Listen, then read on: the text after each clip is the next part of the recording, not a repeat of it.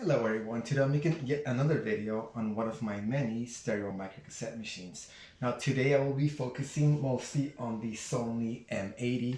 That's this machine right here. This machine was released back in 1982 and it is a stereo playback machine. Now technically, at least for me, this is my favorite machine of all my stereo microcassette machines. There are others that produce better sound, better recordings. They have more features than this machine right here, but at least in my opinion, this is my favorite machine of all. I use this the most out of all of my stereo microcassette machines. At least the ultra portables. Based on the ultra portables, this is technically my favorite. Now I'm going to show you exactly why in a lot of detail. Now I do have a manual for this machine. I'm also going to compare manuals for other stereo microcassette machines and sort of compare their specifications, the black and white printed specifications. Just in case you don't believe me, I can show you actual hard facts based on the manuals. Now these manuals, they are quite difficult to find. Now, if you believe that these manuals can really help you, let me know. I can always email you scanned images of these manuals. I also have repair manuals. The repair manuals help you a lot because they show you in a lot of detail how to adjust certain things. For example, the azimuth, the recording bias as well, which it's a little bit involved. It requires you to use a special microcassettes with a specific recording kilohertz signal on them, and you also need to use a voltmeter so you can kind of read those signals. So you can get a very exact adjustment. And I'm going to show you the repair manual for this machine. It's a very big manual. It has pages that unfold. It's incredibly detailed, and I really want to show you this manual because there's not that much information on these machines, especially not the manuals, especially not the repair manuals. Some places they sell you these manuals and they're quite expensive. Now, I have paid a lot of money for these manuals, but it doesn't really cost me anything to show you these manuals.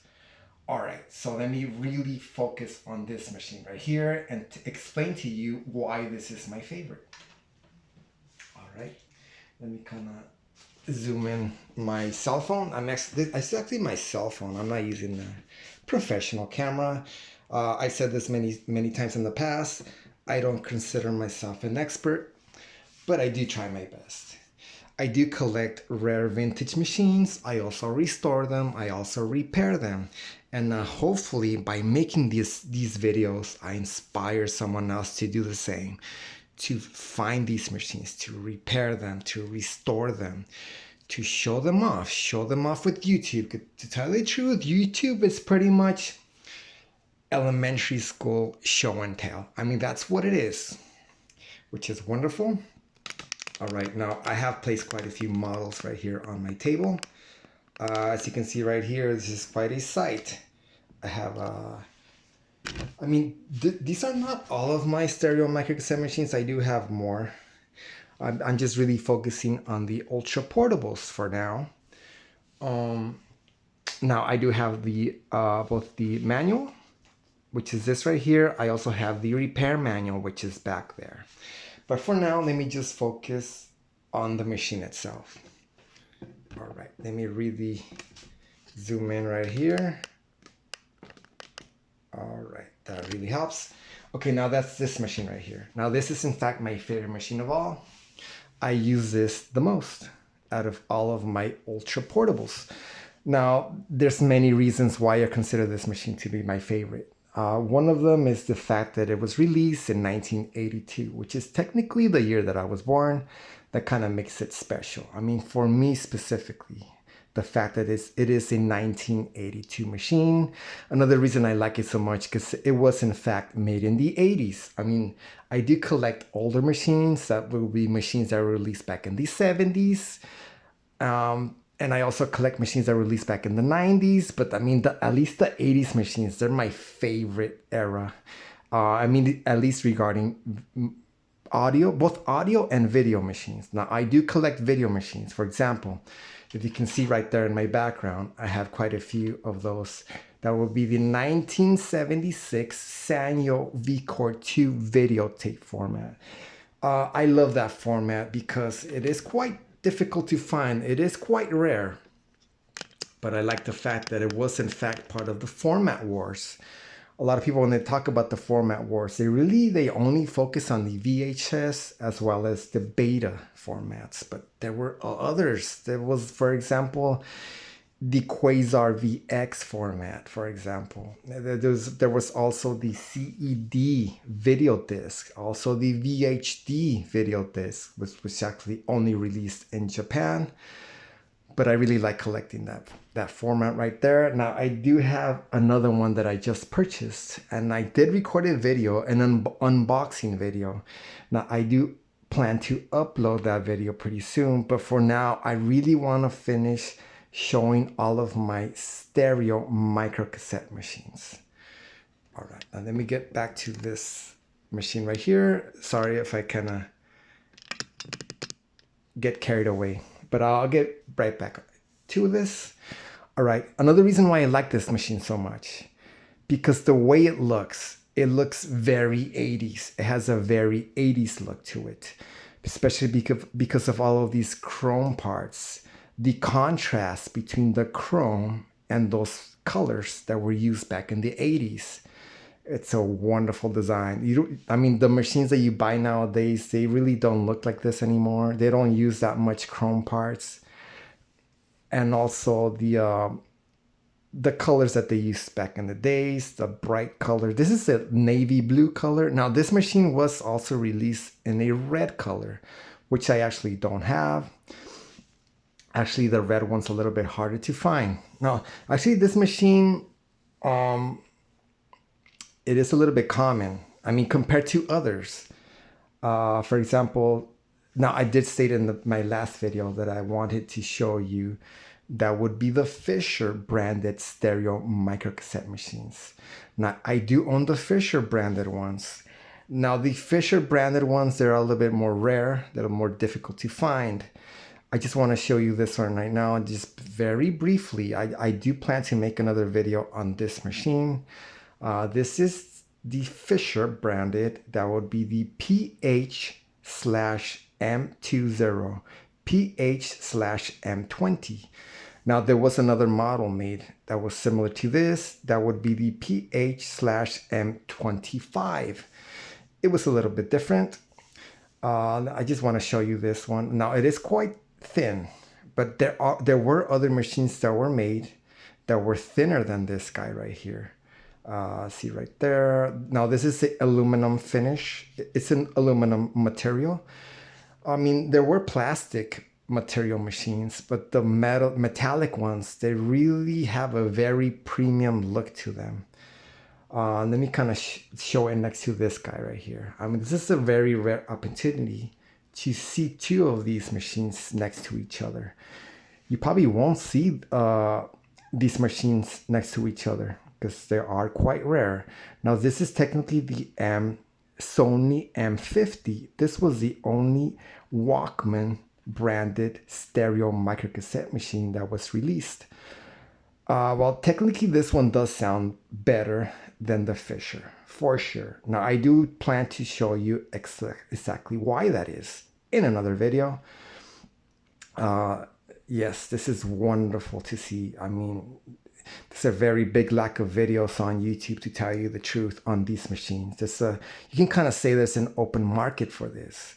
And I do plan to make very good videos for these machines. I think it's time. I think it's time that these machines have a very good video, because they are quite special. I mean, at least to me. A lot of people, they don't even know that this existed, the stereo microcassette format.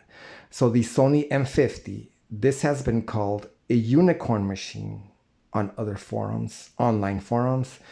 Yes, it is a unicorn because it is quite rare. And if you do happen to find one of these, it will be quite expensive because there weren't many of these made. And also the performance. This one performs very well. I mean, technically, I mean, at least to me, this performs the best of all of the ultra portables. Now the home decks actually perform better than this, But at least compared to the ultra portables, this is the best of the best. You probably won't find a better machine than this, at least based on the ultra portables. So technically the Sony M50, it is thinner than the Fisher PH-M20. This is the back side. Notice this right here. The machine is so thin that the battery compartment actually is a little bit wider than the rest of the machine. That tells you a lot. That means that they really try to make this machine as thin as possible. All right, now this is the top. Okay, now notice something right here. Technically, this machine, you can record onto it, but it does not have a dedicated external microphone connection. You have to use the built-in mic, as well as this guy. Now, this guy does not have you cannot record on this guy either. This does not have either an internal microphone or a port that will allow you to record from an external source. So technically, this is a playback only machine, but it performs very well. Now, that's another reason why I don't really consider this to be one of my favorites, because of the fact that it only plays back. You are not able to record. And also, this one does not have FM radio or AM radio. So it's really lacking features. That's one of the reasons why I don't consider this to be one of my favorites. But it does perform quite well. All right, let me put this aside. Now, like I told you, I do plan to make another video on this one. Now, I do have the demo cassette for it. That would be the Fisher MC15. It's an incredibly short, 15-minute long demo cassette that you would receive for free with your machine back in the 80s. Now, this is technically a demonstration tape. Now, this only has 2 tracks. It's incredibly short, but it is a metal bias tape. As you can see right there, we have that darker colored tape. Because metal bias, it is synonymous by the darker tape. The normal bias is usually a brown color. It's towards the brown spectrum. So I love having this. This would be the demo cassette for this guy right here. Let me kind of just eject it. Very briefly. Now this does not have a dedicated eject button. To eject this, you press the stop button. The stop button is a dual function button. You press that once, it stops your playback or your recording. This is able to record only via the built-in mic. You press that again and that becomes ejected. I kind of don't like the eject system on this guy because it's very primitive. I mean, it's not that, at least to me, it's not very a very high quality machine. There were others that they really felt more premium than this guy. You place your tape in there and then you kind of cover it like that. Okay, now I do have the headphones for that Fisher. Those would be these guys right here. These have sort of like that blue colored foams. I mean, it's incredible to know that these phones, they're original phones and they're still good. They have not cracked. They have not dried out. I mean, and look at this. This is the model for the Fisher branded. That would be the Fisher HD/M20. They have sort of like a metallic finish to them, but it is plastic. This is painted plastic.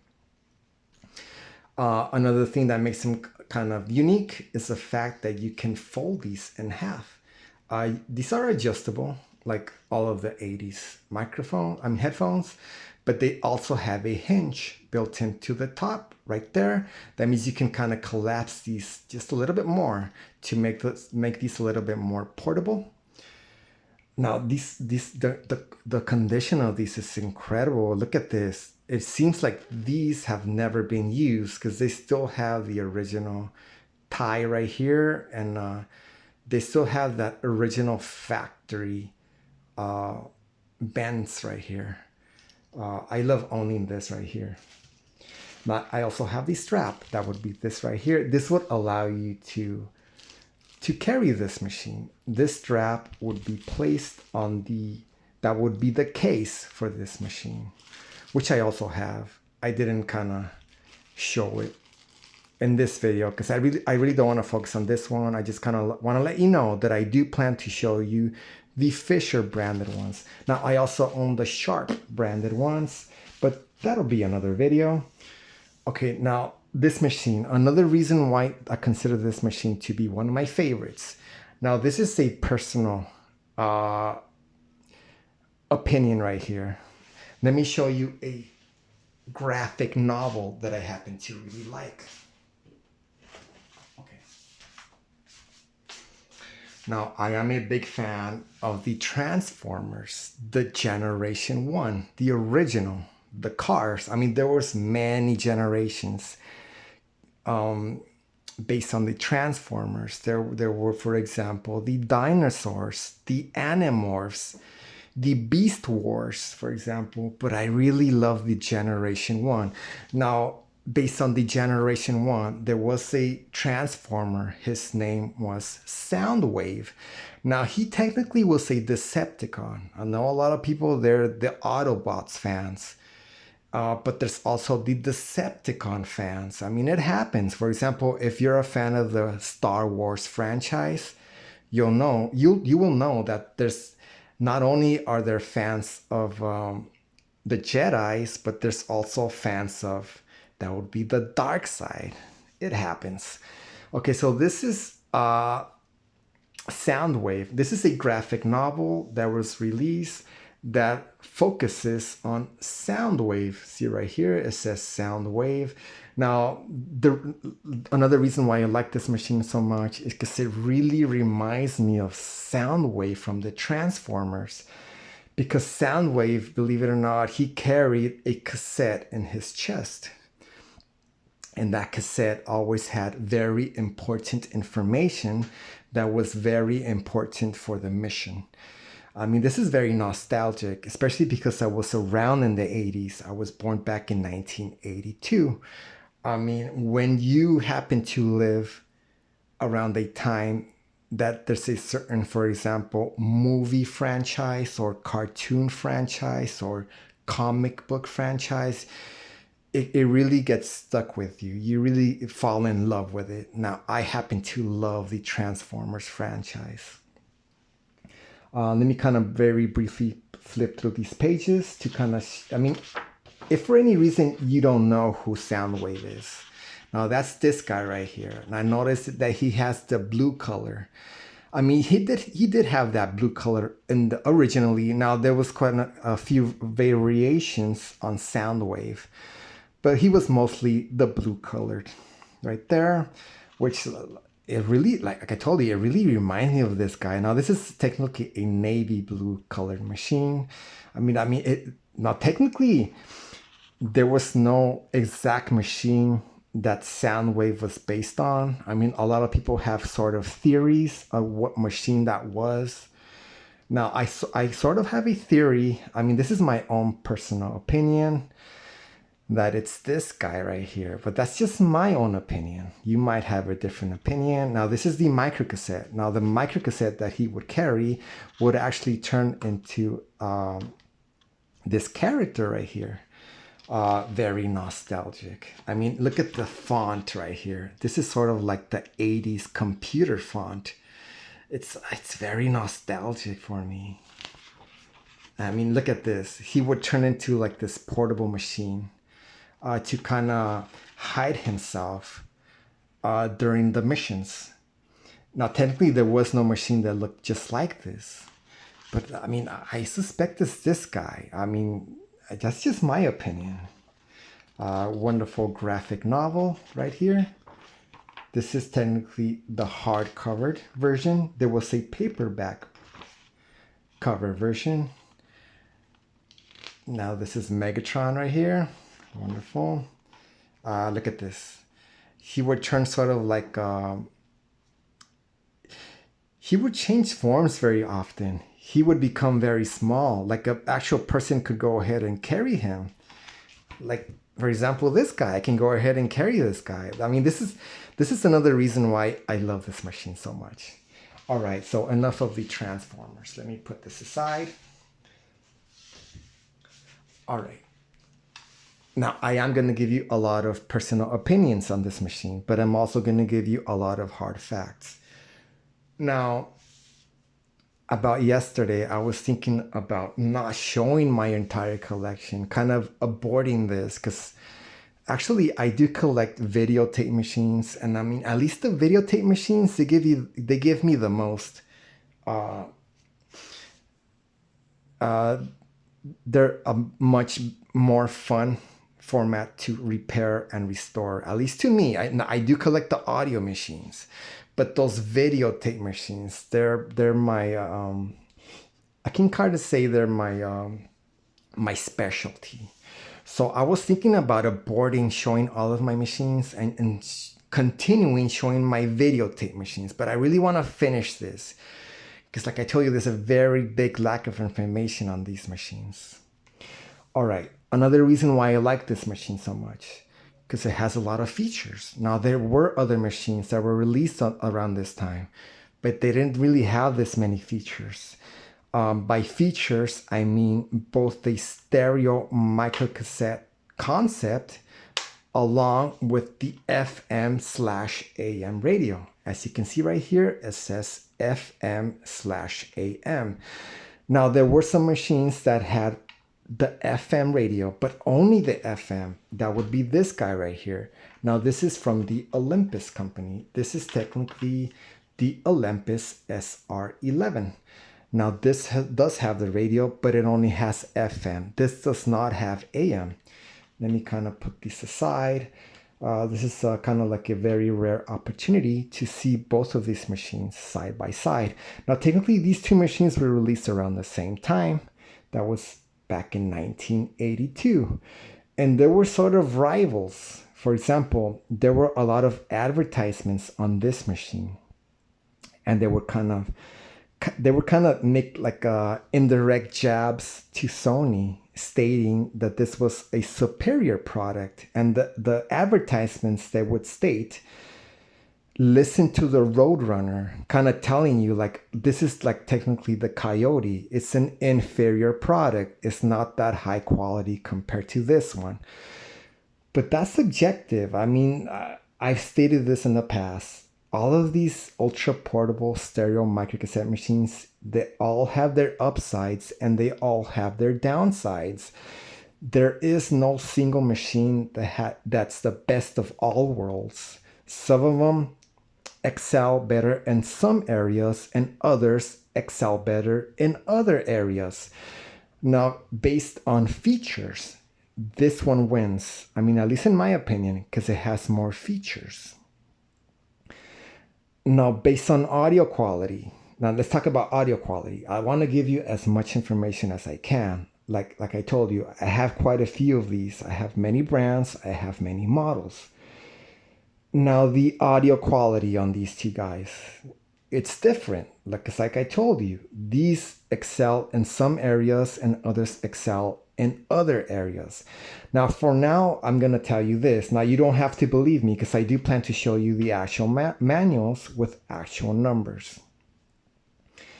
This one gives you way more high-end. That would be treble than this guy. This one's sort of limited. It has one of the lowest high-ends of all my machines.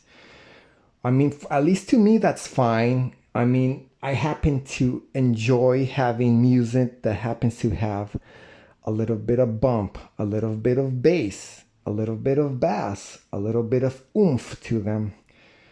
So that means that I sort of prefer the audio quality of this guy because it happens to give you more bass, more bass, that booming sound. This one is sort of lacking.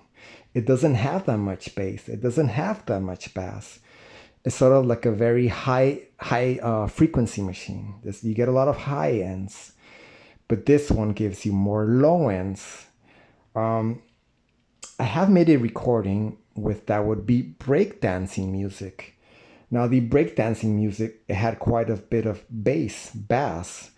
I played that same recording on these two machines, and I actually prefer listening to that specific recording on this guy because this one gives me more bass, a more bass sound. Okay, so that's another reason why this is actually my favorite of all. Now, another reason why this is my favorite of all is because of the fact that it does have an internal speaker. That would be this right here. It's a square shaped speaker. It is quite loud. I do have other machines that have built-in speakers. That would be like this guy right here. Now, this is released back in 1981. This is the Sony M1000. As you can see right here, this is the speaker. But I mean, compared to these two guys, the M1000 and the M80, this one's a lot louder. It's probably twice as loud. Now, I do plan to show you specific numbers, that would be milliwatts of output power in just a bit. But right now, I can tell you, this one is half as loud as this one, at least on the speaker. Now, I do plan to show you how much milliwatts of power all of these three output when I show you the manuals for these machines. All right, so that's another reason why this is my favorite of all, because the speaker on it, I mean, the fact that it has a speaker really helps, but the speaker on it, it's quite loud. But I mean, compared to your cell phone, obviously your cell phone is louder than this guy.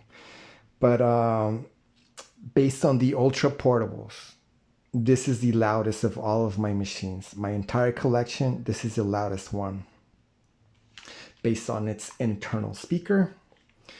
All right. Now, another reason why I placed this guy as one of my favorite of all is because it is also metal bias compatible. Now, some machines, they were not metal bias compatible. For example, that would be these right here. This would be the headphones. This is from the Shebro company. This is the Shebro PB/1. Now, these are quite old, and these are technically not metal bias compatible because there is no equalizer. That means if you happen to play a metal bias recording on these headphones, you're going to get a lot of high end, a lot of treble, way too much treble. I mean, at least in my opinion. So these are technically not metal bias compatible. Now this Olympus SR11, it is also metal bias compatible because it does happen to have an equalizer. That would be this right here. Notice it says normal as well as metal. By adjusting this, you actually adjust the built-in equalizer. Now, the Sony M80 also has that feature. Actually, this machine has quite a few features. Notice this right here. It says norm, which is short for normal, and metal. That would be that equalizer. When you change this right here, you actually activate the built-in equalizer, which I happen to use quite a bit. Now, I do make metal bias microcassette recordings in the here and now. I actually happen to, I make my own.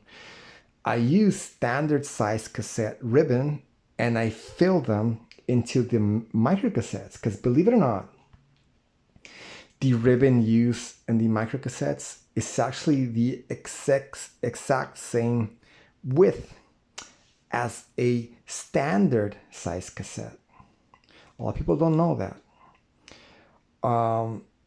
Okay, let me kind of show you this. This is the demo cassette for the Sony M50. This right here. Now, this demo cassette, it is not a metal bias one. It is a normal bias.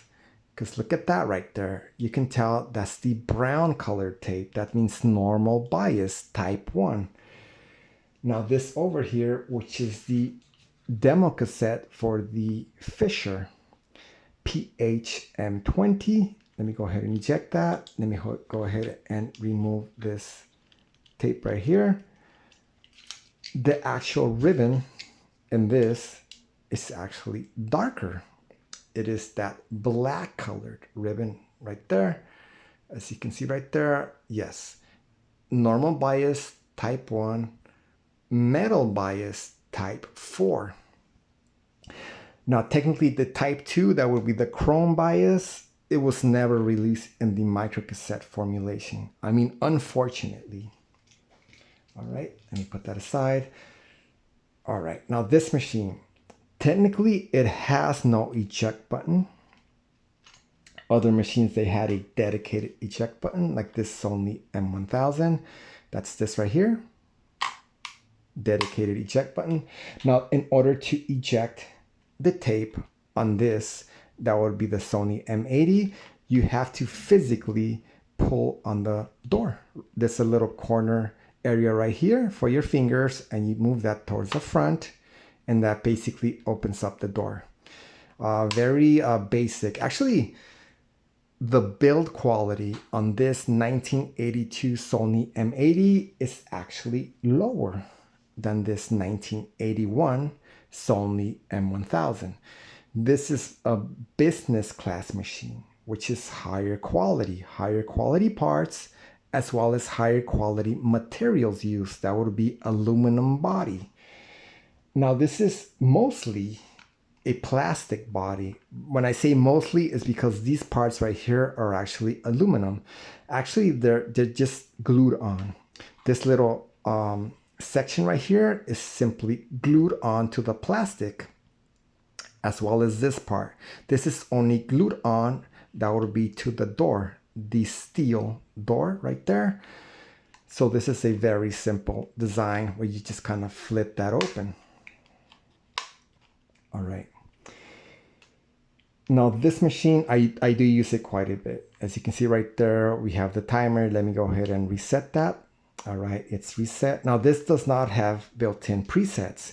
Whenever you want to change the FM radio, you have to physically move the dial back and forth like so, which I really don't mind. I do like listening to the radio. Okay, now talking about the radio. Now, based on these two machines, now, like I told you, these two machines happen to have the built-in radio. Now, based on the tuners, this one performs better. This one happens to have a better tuner, a more powerful tuner. I've noticed that on this one, it kind of struggles to pick up those very faint signals. Now, there's a reason for that. Now, there was a system that was designed by Sony that was called the DX tuner. That would be the letter D and the letter X. This machine happens to have that system. It actually has quite a few versions. As you can see right here, we have DX1, as well as DX2, as well as Local. This is a very nice feature to have because this really pulls in those very faint, weak FM radio signals. Now this Olympus SR11 does not have that advanced tuner. So this one kind of struggles to pick up those very faint FM radio stations. So that's another reason why this happens to be my favorite of all. It has a better FM radio. All right. Volume. Okay, volume. Based on the headphones, it's quite loud. Now, it's not the loudest machine in my collection, but it is quite loud. Now, compared to these two guys, I'm kind of comparing to these two guys because they're quite similar. They both are metal bias tape compatible. They both have radio. This one only has FM. This one happens to have AM and FM. They were both released around the same time. They were sort of like rival machines. I'm pretty sure that if you went to I don't know. I mean, I was basically a baby back in 1982. I'm pretty sure if you happen to go to the brick and mortar stores, that would be like your Sears, your Montgomery Ward stores, or your JCPenney stores. You might have seen these two machines being sold in the same store, and you might have had options of buying either one. All right. Now that's based on the radio, not the volume. Like I told you, I do plan to show you actual numbers, but it is quite loud, which is wonderful. Okay. Okay, auto stop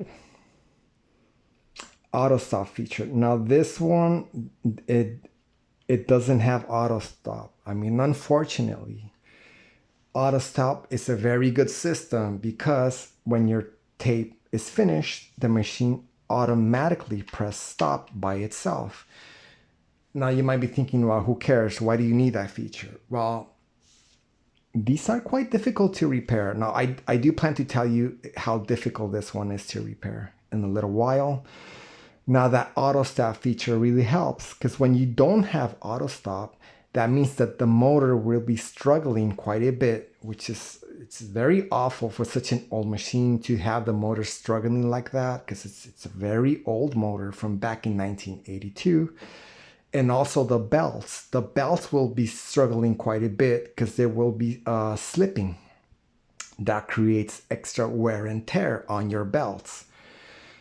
So based on the auto stop feature, this one does not have it. I mean, this is technically a lower quality machine based on the build quality at least, than this one. Now this one does have the auto stop feature. When you happen to reach the end of your recording or your playback, this one will automatically stop, which is wonderful for the motor and also wonderful for the belts. It prevents wear and tear. But I mean, still, this is still my favorite of all. All right, now recording features on these two guys, they're different. Now, in order to record on this guy, you need a special cable because it's not enough to use a standard 3.5 millimeter cable. You have to use a separate connection, one for the left and one for the right. I do have that cable. I just don't happen to have it right in front of me. It is the 2.5 millimeter. 2.5 jack for the left and 2.5 millimeter for the right. It's sort of like a nuisance. I mean, I don't know why they did this. Why would they place these kind of connections? You have to buy a special adapter. Now on this guy, it's different because this one does have a standard that would be a 3.5 millimeter input connection. See right here, it says mic stereo. This is a stereo input. This is the connection that I use when I make recordings on this guy, which I don't do quite often because I happen to have another machine that makes better recordings than this guy right here. Now, I've noticed two things based on the recording on this guy. Now, if you happen to make recordings on this guy, you have to do two things. I mean, if you're very familiar with audio cassette technology, you'll know what I'm about to tell you. When you're making recordings on this guy, you have to place your cell phone far away from it. And right now you're thinking, well, who cares? Who cares if your cell phone happens to be close to a machine when you're recording?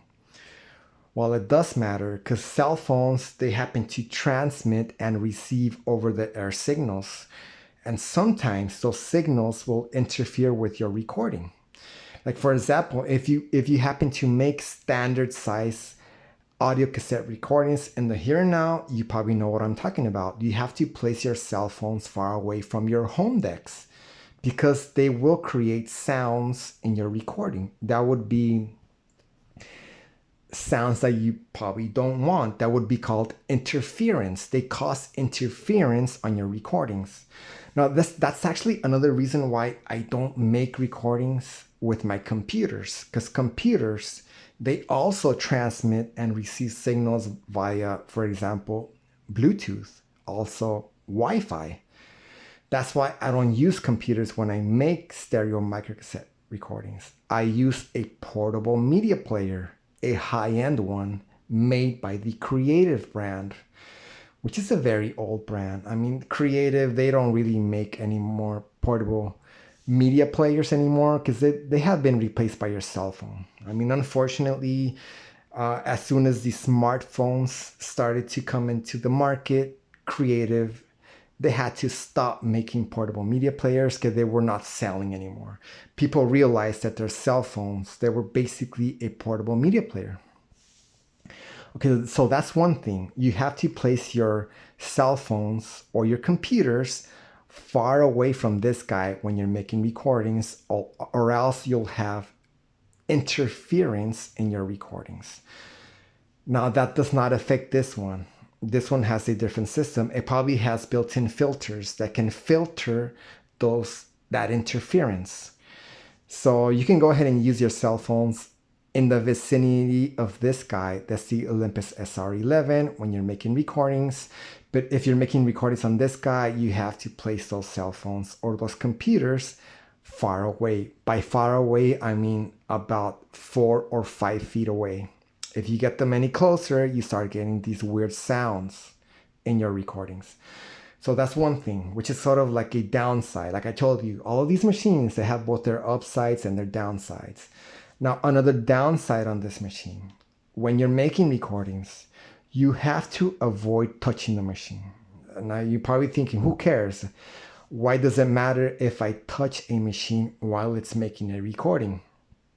Well, it does matter because this machine, if you happen to touch it, hold it, for example, while you're making a recording, you will get the sort of the sounds in your recording. So like these cracking sounds, like a click when you touch the machine. This one is not affected by that. You can go ahead and touch this machine as much as you want when you're making a recording, but at least on this guy, I would really refrain from touching it or holding it while you're making a recording on it. All right. So that's based on the recordings. Now the recording, that would be the frequency range on these two machines.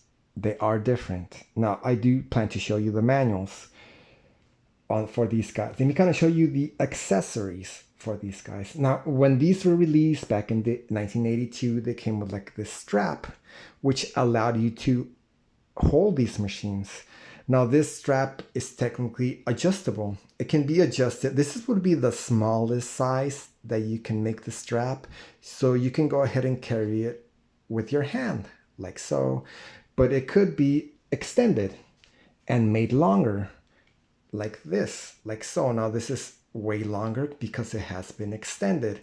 This would allow you to hold this machine from your shoulder if you wished. Actually, this machine is probably one of the heaviest of all of my ultra portables. It's sort of borderline ultra portable because it is quite large, it is quite thick, it is quite heavy, but it is technically still an ultra portable. I mean, at least based on the boomboxes. The boomboxes were quite bigger than this, especially the home decks. The home decks were quite big. So that would be the straps. Now, based on the straps, if you happen to buy these machines and they're here now, I mean, you can still find these machines. There's one on eBay right now being sold for about $300. Actually, that's a good price for that machine.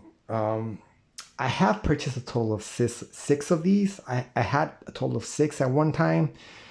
Right now, I have a total of 4. As you can see right there, I have 3 in my background, as well as this one. At one time, I had a total of 6. I actually gave away 2 of those.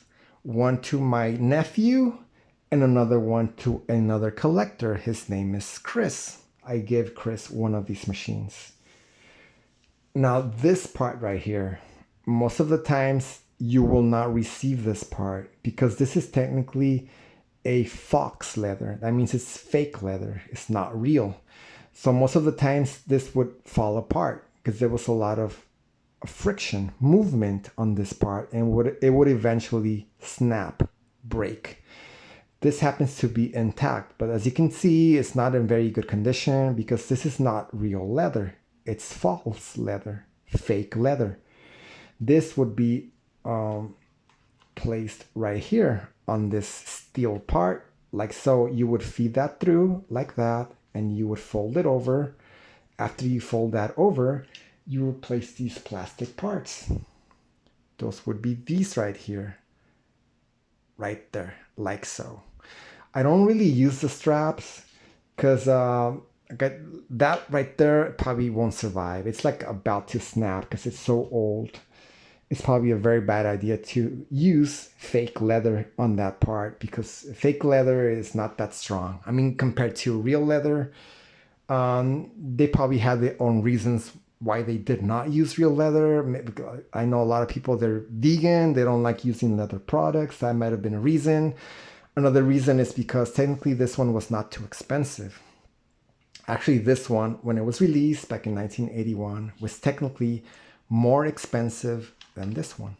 This one was least expensive when it was released back in 1982. So they probably cut corners by using that fake leather, by using mostly a plastic body, and also by using, I gotta tell you the truth, this one has inferior parts inside.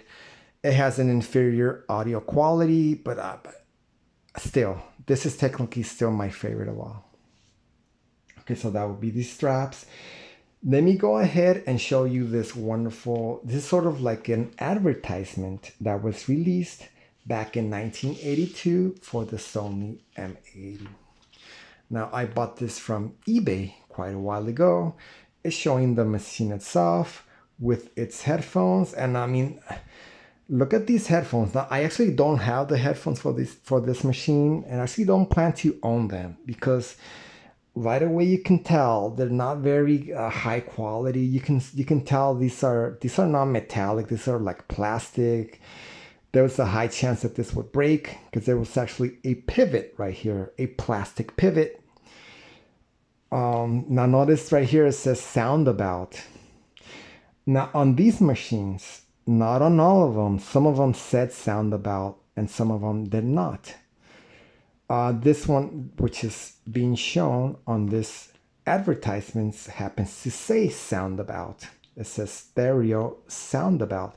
Actually, Sony, they made quite a few Soundabout model machines. That would be the standard size cassette ones, as well as the boomboxes. They said Soundabout. It was sort of like their portable line. It was sort of like a very big innovation to have a portable machine, because there was a time when, in order to use a standard size audio cassette machine, you had to use, for example, a home deck. To have a portable machine back in those days was something very innovative. Okay, so this has in very big letters M80, because this is the model number, the Sony M80. Now this right here says Sony Soundabout AM FM microcassette quarter, the newest frontier in stereo. A wonderful thing to own. It says introducing the newest frontier in stereos, microcassettes. For too long, observers of the stereo scene felt that microcassettes would always be too lo-fi to seriously compete with the rapid advance in the high fidelity world of standard cassette tapes. Well, that's sort of subjective, because technically when you record on a microcassette, it's technically spinning slower. So you do get a lower quality. But the metal bias, it really helps because you get a higher frequency range. Okay, so right here it says, however, we remember that those same words were spoken about cassette tapes when they first appeared a few short years ago. Now, this is wonderful to read. It says a few short years ago. Now, obviously, that does not apply in the here and now, because cassettes have been phased out for a long time. You pretty much, I mean, there are still manufacturers that make brand new sealed standard size cassettes, believe it or not. But the quality on them is quite low. For example, you won't find the metal bias ones. You won't find the Type 2 Chrome. You will find the Type 1. The normal bias, brand new ones, but the quality of those, it's quite low compared to the original ones that were made back in the late 80s and the early 90s. It says, logically, we analyzed our cassette tape technology to see if it could be applied to microcassettes and microcassette quarters. When it says quarters, it's sort of like a short way of saying recorders, because this machine is in fact able to record, which is another reason why I like it so much. It's another reason, I have many reasons why this is my favorite of all. the fact that it is able to record, it's wonderful. Now, there were machines that were not able to record. For example, that would be the Sony M50 micro Walkman. Let me go ahead and kind of do this because this is a very rare opportunity to have these two machines next to each other. Let me kind of show you the difference. It's incredibly thin. I mean, look at that. For quite a few reasons. Obviously, this is not able to record. This does not have a built-in speaker. This does not have the radio. Well, technically, it does have the radio, but it has quite a interesting setup. Now, in order to listen to the radio on this machine, you have to go ahead and eject it, like so. And then you have to use this microcassette size tuner. This is technically a tuner, and it actually receives power. As you can see right here, we have these pins down there that would be for both electrical power as well as radio signal. You place that in here, like so. You close that. Now that tuner will be receiving power from this machine, and this protrusion allows you to move the tuner. Now the tuner is a very short tuner, so it's very sensitive. When you change the dial right here, you have to move it very slowly, because if you move it too fast, you will completely skip over your station. All right, so let's look at this advertisement. Again, I really want to show you this very well, because like I told you, it's a very big lack on this. Okay, here's our answer. The palm-size M80 Soundabout. The fidelity is astonishing. Well, I'm pretty sure it was, because there were other machines that were released after this guy. For example, this one. Now, this one was technically released after this, after 1982. And this one has actually higher fidelity. That would be better signal to noise ratio. This one has less audio hiss, for sure, compared to this one. But when this guy was released, it was a very high quality, which is being stated on this advertisement. Okay. Or listen to the monitor speaker built into the M80. Yes, it does have a speaker, which is a plus. Our dashing little microcassette recorder also records in stereo from the built-in tuner or through an optional external microphone. Yes, wonderful. The M80 AM/FM Soundabout from Sony. Okay, now this is something interesting that I've noticed. When they talk about the radio, sometimes they start with the AM and then they continue with the FM. But notice on the machine itself, they start with the FM and they continue with the AM. This is kind of something I've noticed. All right, now this is a two-sided advertisement. This is the second side. This shows you a lot of specs, but not all of them. The manual actually gives you more specs. That would be specifications on this actual machine. The newest frontier in stereo, the M80 is an astonishing work of art in microcassette technology and a lightweight palm-sized case that's only 4 7/8 of an inch by 3 3/8 of an inch by 1 5/16 of an inch, which is basically 2 inches. This is basically 2-inch thick machine. Moreover, every micro inch is packed with big cassette recorder features. The featherweight headphones soar with full rich sound. I mean, not really. I mean, compared to the headphones from nowadays, especially the in-ear headphones, these headphones that were released with this machine, they perform very poorly, to tell you the truth. It says, and you can use metal type microcassettes to boost the dynamic range over higher. That's true. I always recommend you record onto a metal bias cassettes because they give you way better performance. There's a built-in monitor speaker, even an AM/FM tuner. All controls are easy to use even for big fingers. Okay. You can record in stereo from the tuner or from an optional external mic. There are two record and playback speeds at your disposal. That would be the 1.2 centimeter as well as the 2.4. Now, when I make recordings on the stereo microcassette format, I always record in the 2.4 for sure. Regular speed gives you a full 60 minutes of total entertainment time from one 60-minute microcassette. Well, technically there were the 90. Now, I do own the 90-minute ones, and I do use them on this machine. I actually prefer to use a 90-minute tape because it gives you a longer runtime. Okay, the slower speed doubles that to 2 full hours. Okay, auto shut-off protects the tape by turning off the unit at the end of the tape.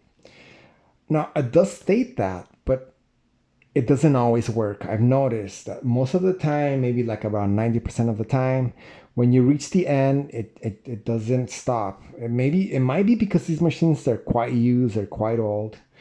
But most of the times they do not stop. I have to go ahead and press stop myself to kind of avoid that extra wear and tear.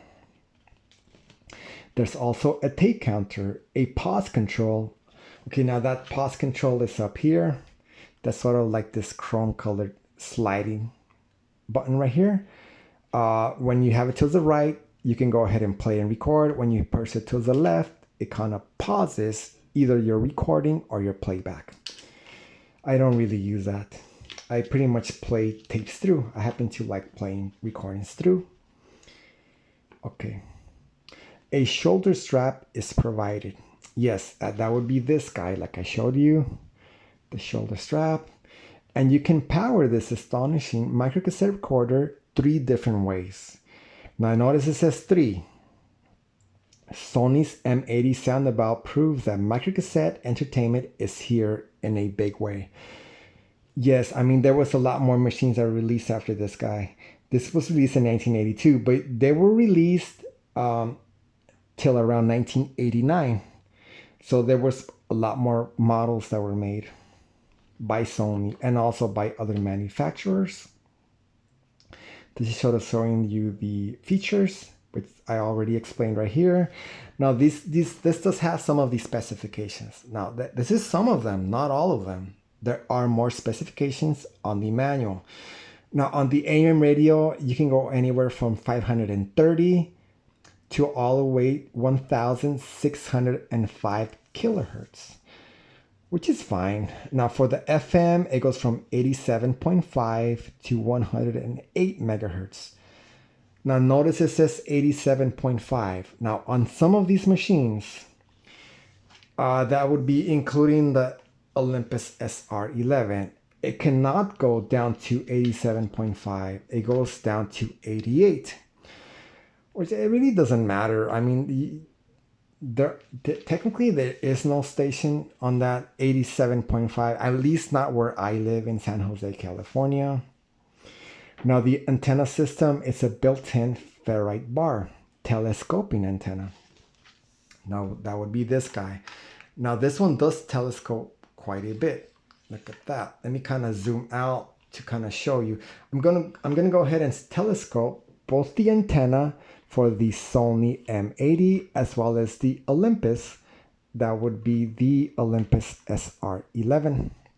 Let me kind of zoom out right here. Okay, now look at those antennas. They are quite big.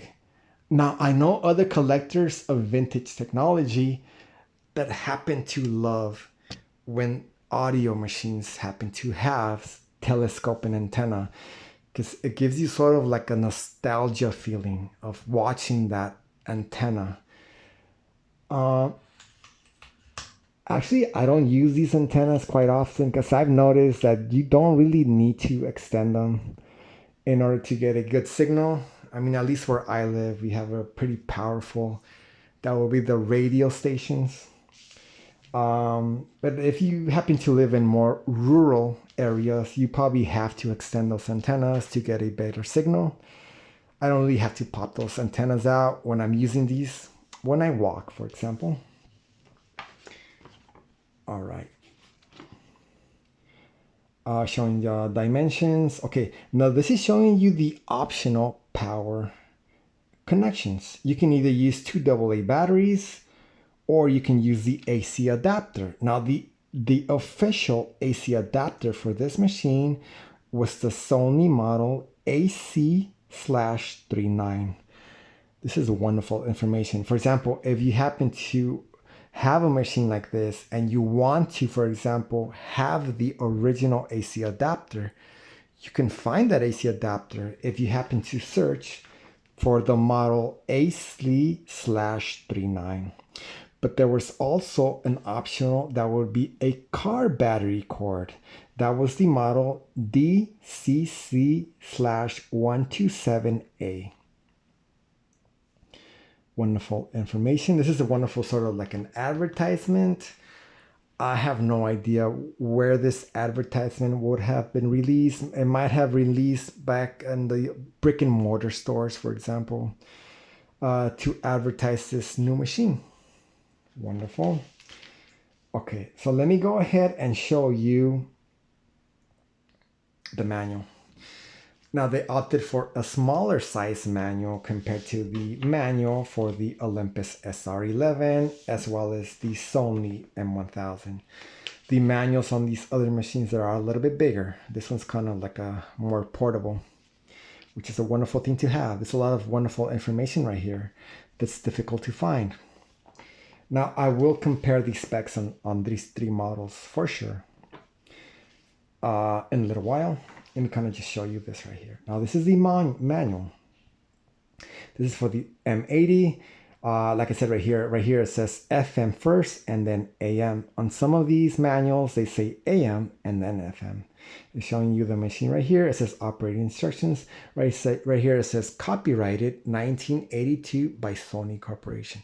Yes, this is technically a 1982 machine. Wonderful. Okay. Now this is used. This is not a reproduction. This has not been printed. As you can tell, we have sort of like rust spots because this is quite old. As you can see, it's not that white because paper technically tends to become yellowish over time. This is an original manual. This is not a reproduction. Okay, sort of has like an index. You can go ahead and go to specific pages. Okay. It says your M80 is capable of recording and playing back with metal tape for increased sound quality. Yes, I do believe that. Okay, there's sort of like precautions. Do not open the casing. Well, I did have to open the casing to repair this machine. Okay, now talking about opening, let's talk about repairability. Now I have stated repairability on other videos. And I don't plan to make this an exception. I plan to tell you how difficult it is to repair this guy. Now, I have given you sort of like a 1 to the 10 scale in my other videos. Now, this guy, based on 1, where 1 is the easiest and 10 is the most difficult, I'm going to give this guy a 7. Technically, this is easier to repair than this Olympus SR11 for quite a few reasons. There's a lot of room in here. It's not such a tight fit. You have a lot of room to play around with when you're, for example, lubricating the capstan, also lubricating the motor bearings. There's a lot of space in here. There's a lot of empty space, which really helps. That's why it's easier. I give this a 7. Also, you only have to desolder a total of 2 wires.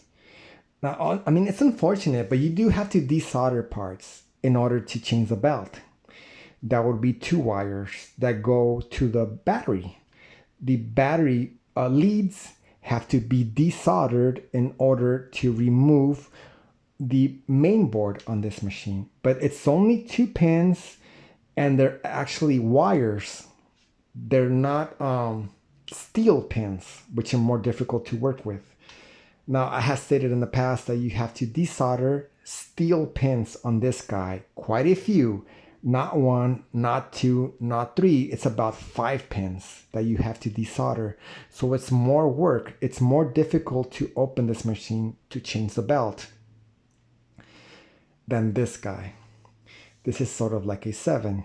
Now, another reason why I place a 7 on this guy is because in order to change the tape speed, you only have to remove the battery cover right there. All you do is remove the battery cover, and right there we have a total of 2 potentiometers. Now, one is in charge of the 2.4 centimeter speed, and this one is in charge of the 1.2 centimeter speeds, which is wonderful to have. That means you don't have to physically open the machine in the near future, because these adjustments, they do need to be made once in a while, because the machines, they tend to cause wear and tear, and they don't always spin at the exact same speed. Over time, the motors sort of, they tend to lose power. You get more friction in there, and you have to go ahead and adjust those tape speeds. So to adjust the tape speed on this guy, it's very easy. It's one of the easiest machines to adjust the tape speed, because all you have to do is remove the battery cover. Now that's another deal with this guy. You have to physically open that guy to change the tape speed. Now on the Sony M1000, you also have to open it in order to change the tape speed. All right. Now another reason why you give this guy a 7, because you have less screws to remove. There are technically less screws to remove on this guy to remove the belt than these Olympus SR11 as well as the Sony M1000. You have more screws to remove on these two guys based on this. This one does not have as many screws to remove. Let me kind of show you those screws very briefly. We have one right there, one right there. Actually, I don't really remove these guys because these technically hold the antenna. You don't have to always remove the antenna to open the machine. I pretty much leave those the way they are. We have another one right there. That removes the back cover. It's not enough to simply remove the back cover to change the belt. You have to also remove the main board. To remove the main board, you have to desolder a total of 2 wires, which are the battery leads. After you remove those 2 wires, you can go ahead and remove the main board. After you remove the main board, can you access the belts that are in here? Now, I did have to change the belts on these. Now, the belts were technically broken. They were cracked. They were not sticky. Now, on some of these machines, the belts have become very sticky, like this black tar material. It's a lot of work because you have to clean those pulleys very well. If you happen to leave behind some of that sticky black material, it will affect your tape speed, because when the belt reaches that sticky part, it will technically slow down. But the belts, at least on these, now I have had quite a few of these. Like I told you, I've had 6 in the past. I have repaired a total of 6 of these in the past. And every single one of those 6 machines, the belts were cracked. They were not sticky, which is a plus. When the belts are sticky, it's a lot of work. So you have to do a lot of passes with alcohol to remove that sticky residue completely. I mean, I really recommend you remove it completely, because if you do not remove that sticky residue, it will cause improper tape speed. And actually, it will cause something which is called wow, as well as flutter, because the tape movement would not be uniform. It would be kind of fast and then slow down, fast, slow down. It slows down when it reaches that sticky part. All right, that's why I place this guy. I give this guy a 7 on repairability. All right, enough about repairability. I mean, like I told you, I want to give you as much information as I can. Okay, this is talking about the tabs. I love these drawings. They're very cute, and they're pretty much self-explanatory. If you don't really want to read all of this, you can pretty much just look at the drawings, and the drawings themselves kind of explain everything. It's letting you know that if you happen to remove that tab on the side of the microcassette, now technically microcassettes, the recording tab was on the side. It was not like the normal size cassettes. On normal size cassettes, they're actually up here. That would be the recording tabs. When you remove that recording tabs, you are no longer able to record. If you leave it intact, you can go ahead and record. It's kind of explaining that feature. All right, this is showing you how to install the batteries, the correct polarity. Now, typically on these, they actually tell you how to install the correct polarity right there. See, the left one has to have the negative towards the top, and the right one has to have the positive. Now, I've noticed there was kind of a few variations on these machines. Let me kind of show you those very small variations. Now, on some of these, I've noticed that on the bottom, some of them, they had actual writing that was indented right there. See, that's indented writing. But on some of these, they actually had a sticker. That's a sticker they placed on top. The sort of like a different variation. That probably depending on where these were made. Like I told you, Sony it's pretty much worldwide. That means that they had factories in many different places. Some of these were they had little small variations. Like I told you, some of these said Soundabout, some of them did not say Soundabout. All right. Okay, this is wonderful right here. It's talking about battery life. Now, actually, I no longer use alkaline batteries because they're pretty wasteful, because you have to dispose of them correctly after they're done. What I use rechargeable lithium batteries. They have been around for about 5 or 6 years now. The reason I like them so much is because rechargeable lithium batteries, they will give you the 1.5 volts from beginning to end.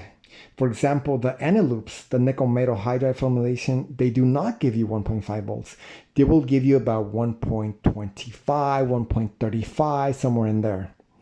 But these machines, they were designed for the 1.5 volts. Because actually, these machines are not very efficient. They eat up the batteries quite fast because they do have motors. The motors, they consume a lot of power. They need a lot of power. For example, modern day machines, they no longer have motors. They're pretty much solid state, which really extends the battery life. It's talking about battery life right here. It says, expect about 2.5 hours of recording when using Everready number 1215. Okay, this is wonderful information right here. Technically, Sony, they did make their own batteries, the Sony branded batteries. But notice that they're not recommending, for example, Duracell. They're also not recommending Energizer.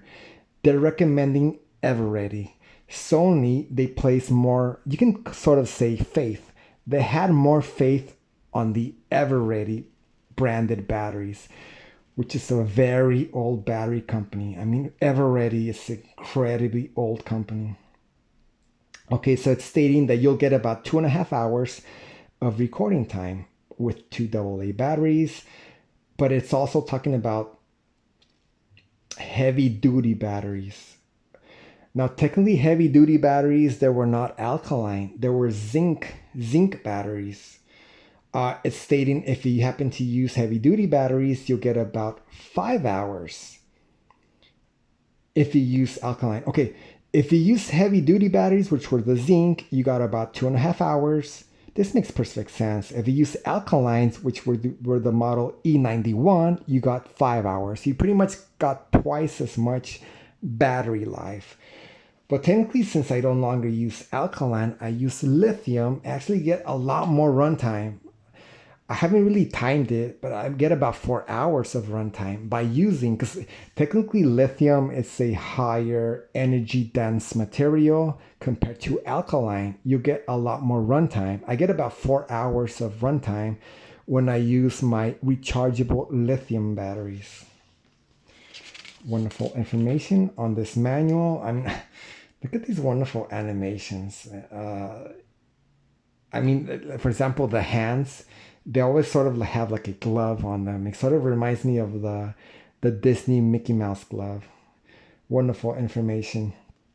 It's talking about the FM sensitivity switch. This sort of like explains that FM sensitivity. That would be the DX.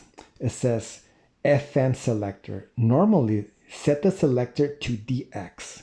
However, if a very strong station signal causes noise, or if multipath signals are heard, set it to local. Yes, this is a wonderful tuner system that was released by Sony. Actually, the DX tuner, it was released for a long time. I mean, I own standard size cassette that will be the Walkman branded machines that released in the early 2000s. And they also had the DX tuner. It's a wonderful tuner that was technically designed by Sony. Okay, talking about the tuner, it's talking about the antenna. Now, technically the antenna, it not only extends, but it can also be folded in, which really helps. See right here, this is the antenna, which can be extended, but it can also be folded inward like so. That would kind of prevent accidental bending and breakage. Now the Olympus SR11, it was a little bit different. You can also extend it, but technically you can't really fold it in because it already is. You can fold it like so. This is sort of like if you plan to use it like that. If you plan to use this machine like this, you would extend it like so. If you plan to use it like this, for example, if you had it on its case, on your belt, and you were walking, you probably extended it like so. Wonderful.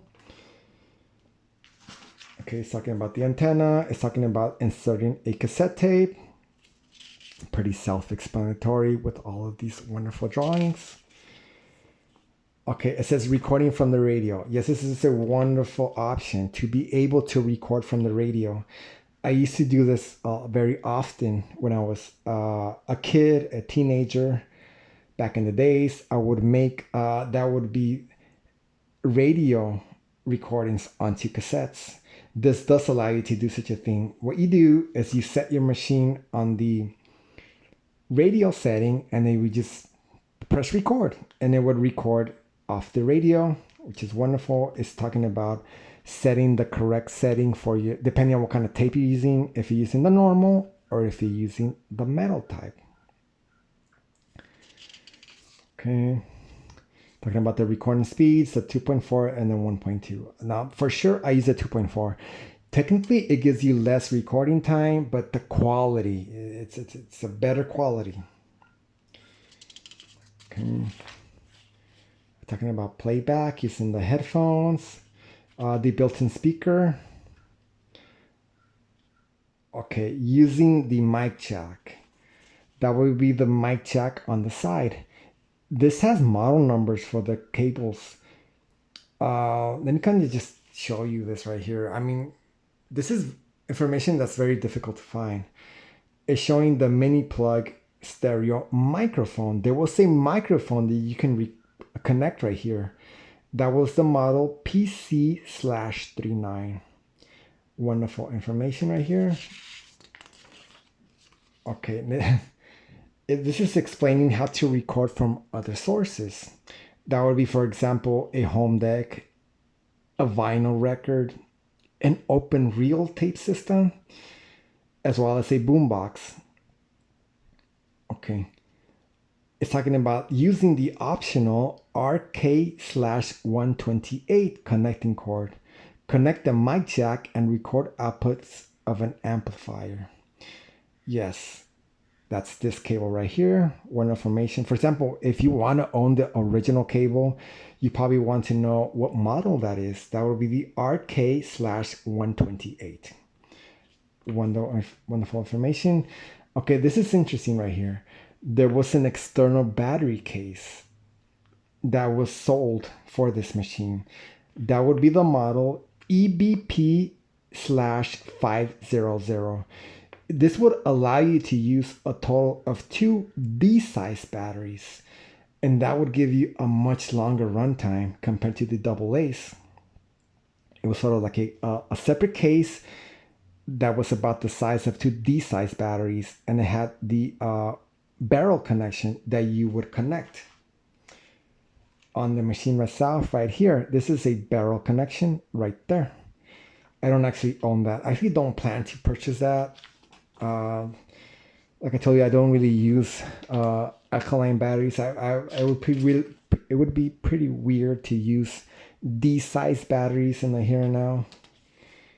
Okay, maintenance. All right. Now, this is wonderful information. It's telling you how to maintain the machine. Okay, cleaning the heads. Clean the tape head after every 10 hours of use. Yes, it's a very good idea to clean the tape heads because there is in fact wear and tear. You'll get loose particles in those tape heads. To enjoy optimum stereo sound, moisten a cotton swab or a soft cloth with denatured alcohol and wipe the parts shown below. Okay, so it's showing the capstan. It's also showing the audio head. It's a good idea to clean those two parts with alcohol. Now it's showing the pinch roller.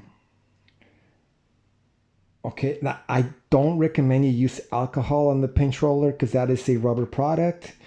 Now technically alcohol, there is a big chance it'll dry up that rubber roller and it might crack it over time. So yes, do go ahead and clean the capstan and do go ahead and clean the audio head with alcohol. But I really don't recommend you clean the pinch roller with alcohol. I would recommend you use water. Okay, all right. Finally, we're down to specifications. Now, these specifications, they are quite difficult to find in the here and now. I mean, you'll find many forums regarding these machines, but they don't really get into the specifications. This is pretty self-explanatory. They use microcassettes for sure. It has a TM because this was the official font for the microcassette logo. 2.4 centimeters versus 1.2. Now this is very good information right here. This right here is talking about frequency response for both the metal tapes and the normal bias tapes. Okay, now since I'm here, I'm actually going to show a total of 3 manuals side by side to kind of compare these machines, which I don't know if anyone's done such a thing in the past. I mean, I really want to show you as much information as I can. Okay, let's focus on the metal tape because that's the best case scenario. If you happen to use a metal bias cassettes, the frequency response is between 80 and 9,000 hertz. 9,000 hertz. Now, I do own other machines that give you more than 9,000 hertz. That would be the high end, the treble. But I mean, based on the M-80, it only goes up to 9,000. That means it does not give you as much high end. That would be treble. I know that. I mean, I happen to like recordings that have more bass, more bass. That means I like the audio on this guy. I don't mind having a lower high end. That would be 9,000 hertz, also known as kilohertz. Okay. Now I'm going to show those other menus in just a bit. Now let's talk about the output power. We have a total of 20 milliwatts per channel. Now, yes, 20 milliwatts per channel, that's a lot of power. I mean, obviously your cell phone has more power than that, but I mean, based on this machine, based on the fact that it's so old, it's from 1982, 20 milliwatts of power per channel, it's a lot of power to have. But notice this has two readings. It has 170 milliwatts as well as the headphones. That's the speaker. The speaker itself, it has a total of 170 milliwatts of power. Which, I mean, it's obviously less than 1 watt. I mean, for example, based on those inexpensive, that would be the Bluetooth portable audio speakers that you can buy in the here and now. They have way more power than this guy. They obviously have more than 1 watt.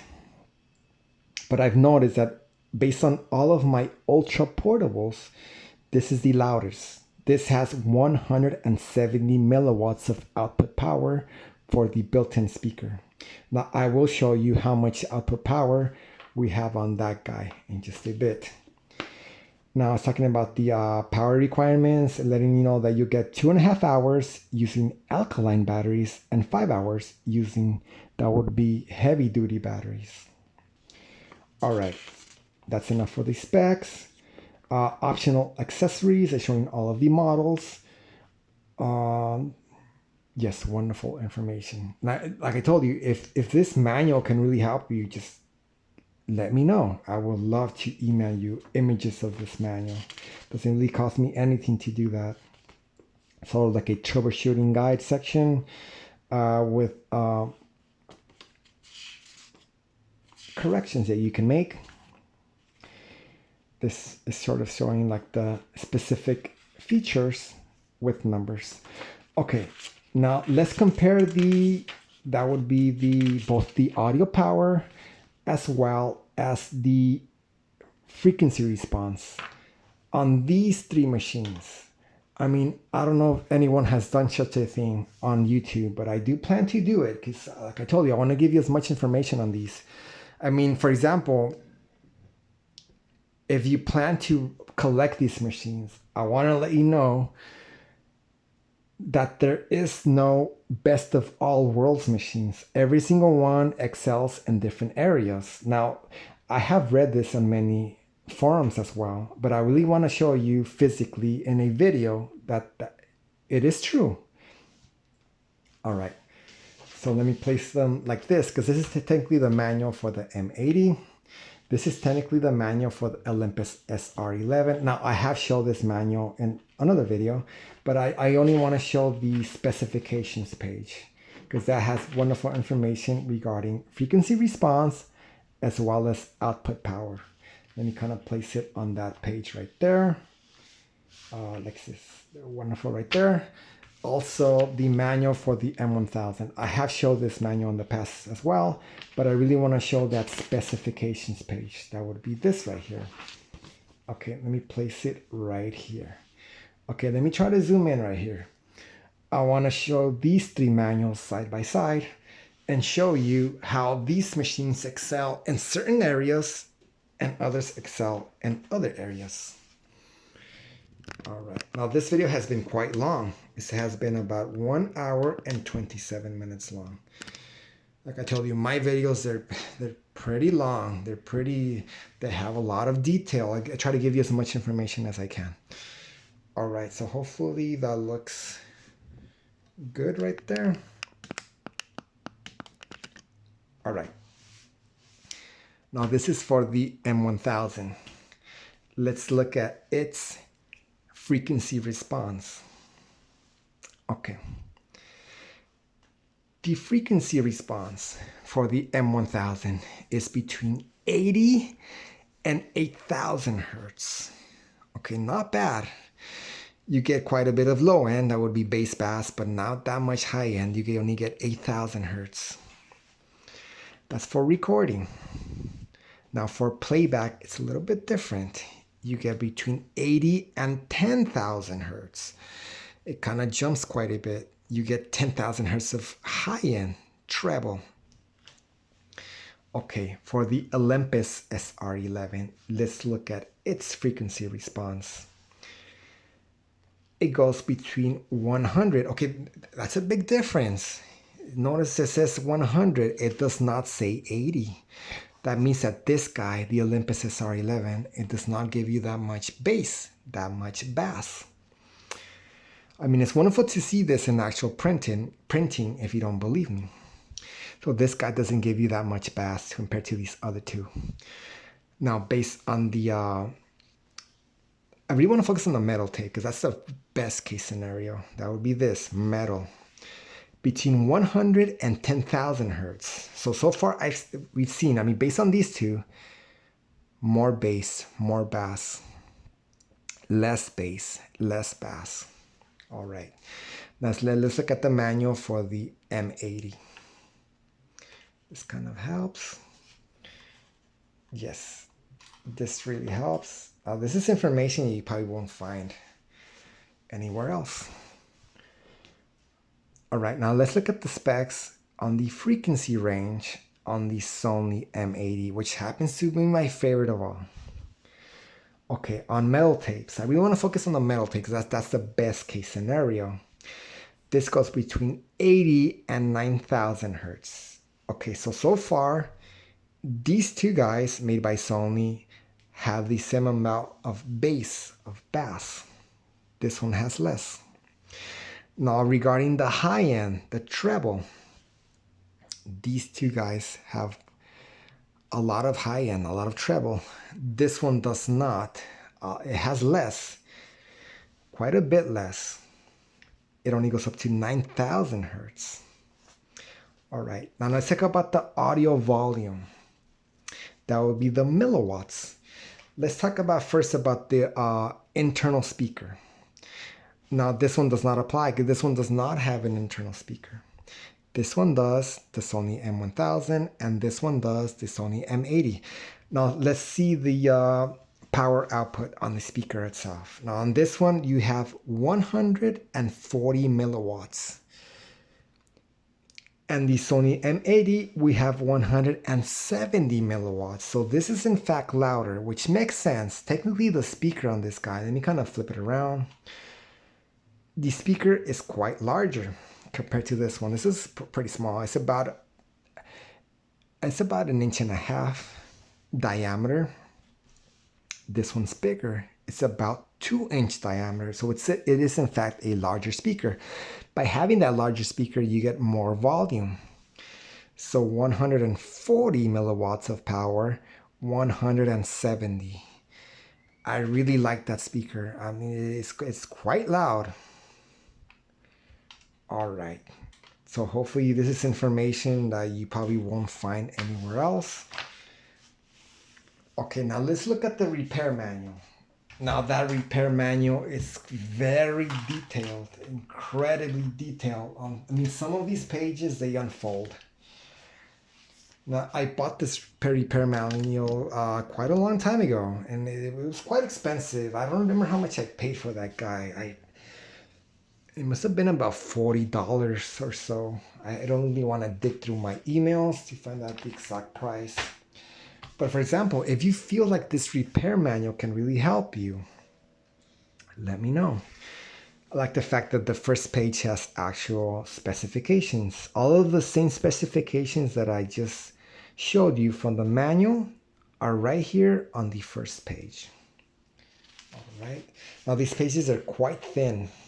I mean, if you're familiar with these repair manuals, you'll know that these pages they're very thin, they're very lightweight.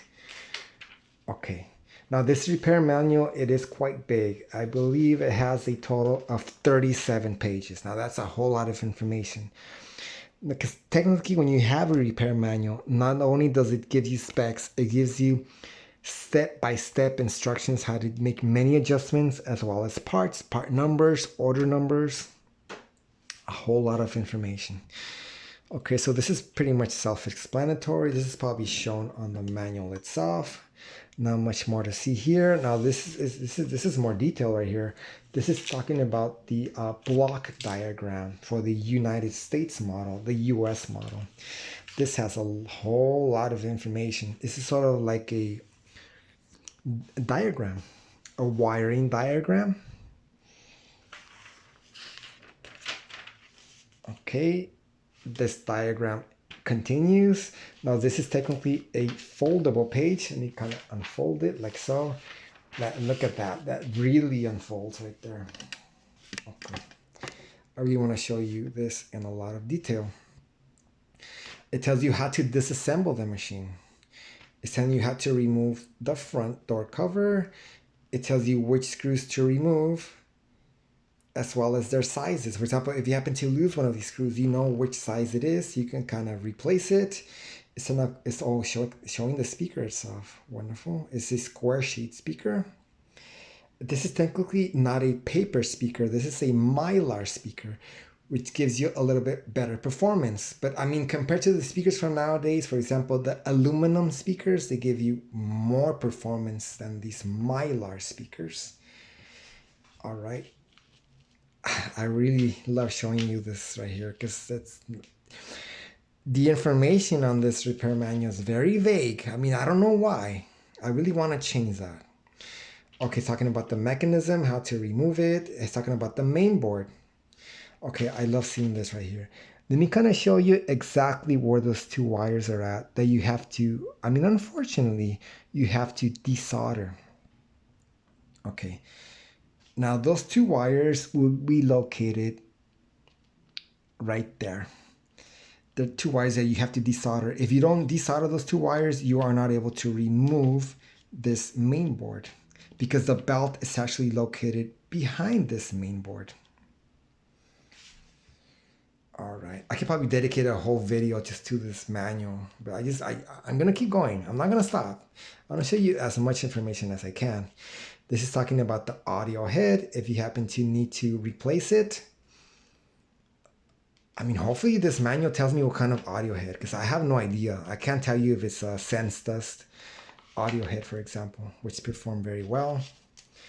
This is talking about the belt. Oh, look at that. That's the actual belt. Wonderful information. I can tell you this is a repair manual. This has a lot of information. All right. This might actually be my longest video for all of my machines, which makes sense. I mean, like I told you, this is technically my favorite machine of all of the ultra portables, at least. Look at this. A whole lot of information. Like I told you, I can always send you this if you need this via scanned images. Okay, now we're getting into the adjustment section, which is wonderful information. It's talking about the pinch roller pressure adjustment. Yes, because if you do not have proper pinch roller pressure, there's a big chance that the machine will eat up your tape because it has to grab that tape and guide it very well. It's letting you know that it has to be between 180 and 230 grams of pressure. Wonderful specifications. It's talking about the torque measurements, forward torque. Now, I have other machines that have more torque than this guy, for sure. But I mean, this guy is sort of like a middle of the road machine. It does not have the most torque of all of my machines, but I do have other machines that have a lot less torque than this guy. Now, for the forward torque, you have anywhere between 4 and 11 grams of torque per centimeter. Both the fast forward and the rewind, you have anywhere between 15 grams per centimeter. It's wonderful information to have. Okay, this is talking about the playback head azimuth adjustment. This is very important. If you don't adjust the azimuth correctly, you will not have proper recordings. You will have inferior recordings. Okay, it's talking about the 2.4 centimeters per second adjustment. You need well, it is optional. You can go ahead and use an oscilloscope if you really want to get really technical. But technically, you can also use a voltmeter if you set it to the correct setting. It's talking about the tape speed adjustment. Yes, I did do this. This is a very good adjustment to make. It's talking about both the 2.4 centimeters as well as the 1.2 centimeter. When you adjust the 2.4 centimeter per second setting, you have to use a digital frequency counter, which would be, for example, your voltmeter, anywhere between 2,940 and 3,060 hertz. It's basically that 3,000 hertz. So there will be 3 kilohertz. Now you can go ahead and buy those via eBay. I have seen those. They're microcassettes that have been recorded with a 3 kilohertz signal. It's also talking about the 1.2, which I really don't use. I don't really recommend you recording the 1.2 centimeters, but this manual does state how to adjust that setting. The 1.2 centimeter setting, you use anywhere between 1,470 and 1,530 hertz. That would be the signal. It's showing you exactly where it is. Like I showed you, it's exactly behind the door cover. Very easy to access. These would be the potentiometers. Okay. Wonderful information. And it just keeps going. There's a lot more information here. Okay, this playback level adjustment, the volume. You can in fact adjust the volume. You can either lower it or raise it higher, uh, depending on your liking. It's a wonderful information. It's telling you exactly where to adjust those settings, both for the right channel and the left channel. That would be exactly right here. These can in fact be adjusted. Okay, now this is very technical right here. It's talking about how to record the recording bias. I mean, I know other people that they modify this setting. And I know many people, they kind of frown upon it because this is technically, it goes beyond the specifications of the machine. But I mean, it's up to you. You can really push these machines if you wish. You can, for example, you can make them record in the metal bias volume onto normal bias tapes. I mean, if you wish. I mean, no one's gonna stop you from doing such a thing. I happen to love voiding warranty, but technically this machine that no longer has warranty. It's so old. Anyways, look at this. This unfolds. It's talking about the radio tuner. It's talking about the belts. Wonderful information here. Very detailed manual, incredibly detailed manual. Like I told you, these pages, they unfold. There's a lot of information here. Look at this. Schematics. Wonderful. And wow, this is a whole lot of information, a whole lot of schematics. Wonderful. I'm not really going to get into a lot of details on these because to tell you the truth, I'm not really an expert. I don't really get this detailed on my repairs. I pretty much do the basic stuff. That would be like the relubricating the moving parts. That would be like cleaning the audio heads, changing the belts, adjusting the azimuth. But I mean, there's a whole lot of parts that you can adjust on these machines. And look at all of these part numbers.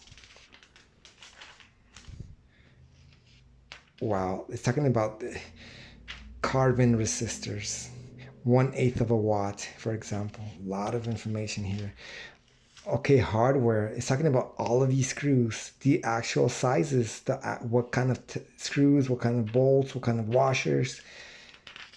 Wonderful thing to own. I love owning this manual. Like I told you, if this manual happens to help you, let me know. All right. So I think that's it for this very long video. I'm pretty sure this is technically the longest video for all of my stereo microcassette machines, because this happens to be my all-time favorite. I mean, for sure, I use this guy the most of all of my ultra portables. Now for my next video, I do plan to make many more videos about these machines. Now for my next video, I plan to make a video for this guy. This is the Sony M50. This is the only Walkman branded machine that was made by Sony. It's technically the micro Walkman. That would be the Sony M50. Thank you so much.